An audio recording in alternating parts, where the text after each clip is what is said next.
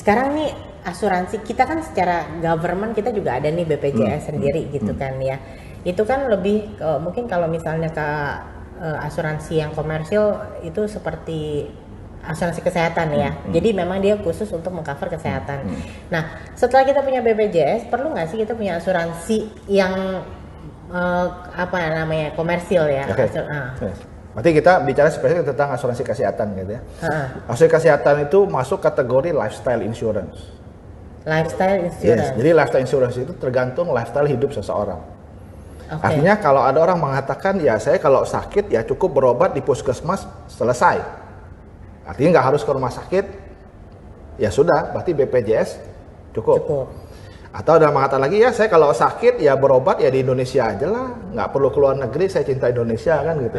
Lifestyle seperti itu maka BPJS cukup.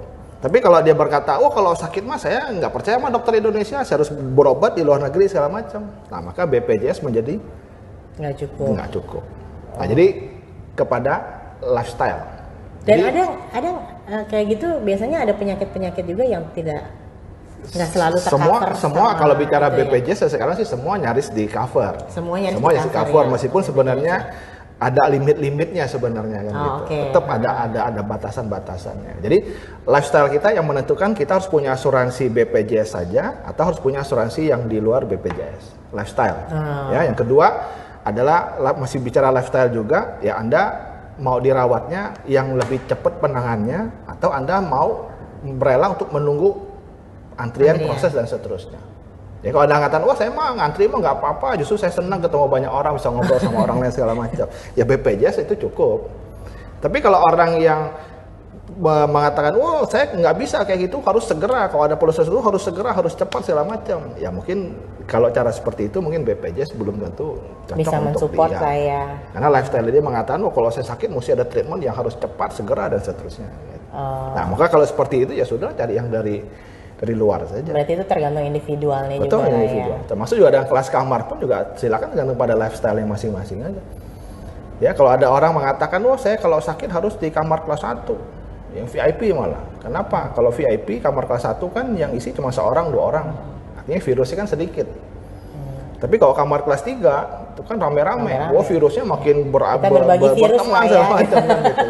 Sehingga mereka mengatakan saya kalau sakit, saya kalau di kamar kelas 3 nggak mungkin bisa sembuh, saya harus kamar kelas 1. Ya sudah, beli asuransi BPJS atau apapun, beli yang kamar kelas 1. Yang sesuai dengan ekspektasi lifestyle, kita. Betul. Ya, ada juga sebaliknya, ada yang mengatakan, oh saya kalau asuransi mah, kalau rumah sakit mah jangan pernah kamar kelas 1 ya.